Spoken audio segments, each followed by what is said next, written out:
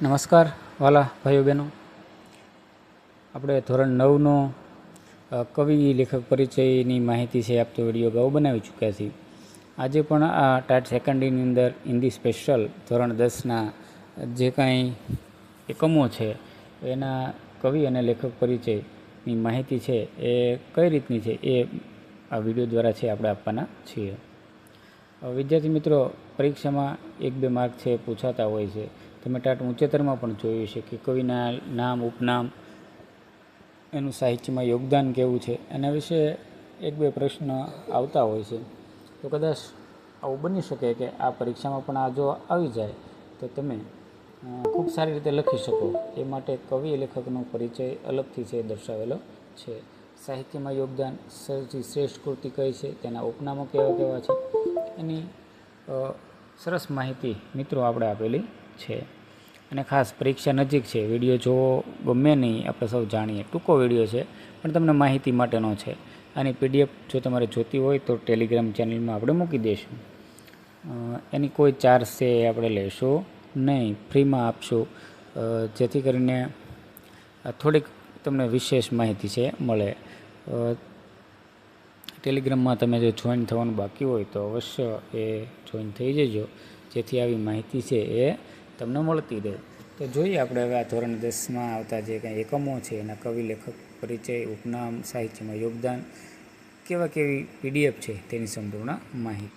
આપણે જાણીએ છીએ કે 10મા ધોરણની અંદર હિન્દીમાં પહેલું કાવ્ય છે પ્રભુજી તુમ ચંદન હમ પાની, જેના રચયિતા છે રૈદાસ. તો રૈદાસનો જન્મ, મરણ, ત્યારબાદ એ સાહિત્યમાં યોગદાન કેવું છે એ માહિતી છે. એની પ્રમુખ કૃતિ કઈ છે, પદ સંગ્રહ તો જે ગુરુ ગ્રંથ સાહિબની અંદર છે. આ ઉપરાંત પ્રસિદ્ધ પદ ક્યાં છે તેની માહિતી છે. બુઢિકાકી એટલે કે પ્રેમચંદ, એનું મૂળ નામ શું છે, આવો ક્યારેક પ્રશ્ન પૂછાય છે. જન્મસ્થાન છે, શિક્ષણ, સાહિત્યમાં યોગદાન કેવા આપેલા છે તો એ બધી છે. પ્રમુખ કૃતિયા કઈ કઈ છે, એની રચનાઓ કઈ કઈ છે તો એની માહિતી છે આપેલી છે. સવૈય છે એટલે કે રસખાન છે, એનું મૂળ નામ છે સૈયદ ઇબ્રાહિમ છે. એના ગુરુ નામ છે વિઠ્ઠલનાથજી, તો એ પણ પ્રશ્ન બની શકે છે. પ્રમુખ કૃતિ કઈ છે, સુજાન રસખાન, પ્રેમવાટિકા, રસખાન રચના. આ પ્રેમવાટિકા છે એ 2023માં પ્રશ્ન પૂછાઈ ગયો હતો. ચોથું છે એક પ્રશ્ન 4 ઉત્તર એટલે કે શ્રી પ્રકાશ, એનું સાહિત્યમાં યોગદાન અને એની વિશેષ માહિતી આપેલી છે. 5મું છે મીરા કે પદ, તો મીરાબાઈનો જીવન પરિચય, સાહિત્યનું યોગદાન. 6થો પાઠ છે કાલિદાસ કા પ્રાણી પ્રેમ એટલે કે મોહન રાકેશ. મોહન રાકેશની વાત છે તો એનું નામ છે, કઈ રીતે પડ્યું મોહન રાકેશ એની માહિતી છે.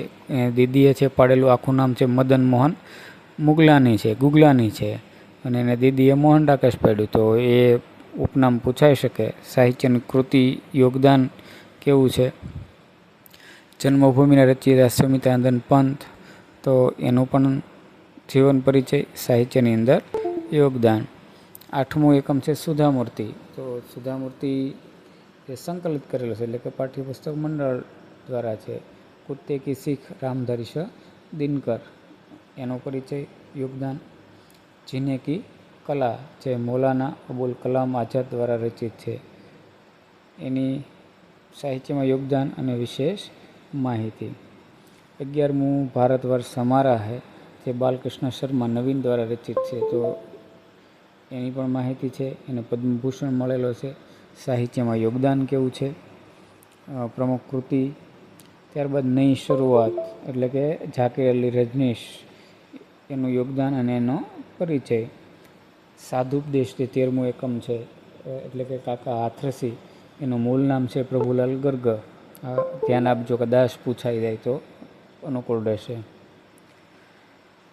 14મું એકમ છે મેરી માં એટલે કે રામપ્રસાદ બિસ્મિલ દ્વારા લખેલો છે, તો એની પણ સંપૂર્ણ માહિતી છે આપેલી છે. 15મું એકમ હે જનશક્તિ મહાન, રાંગે રાઘવ દ્વારા રચિત છે, એની વિશેષ માહિતી છે. 16મું એકમ છે ચોરી પાઠ એટલે કે યશપાલ જૈન રચિત છે,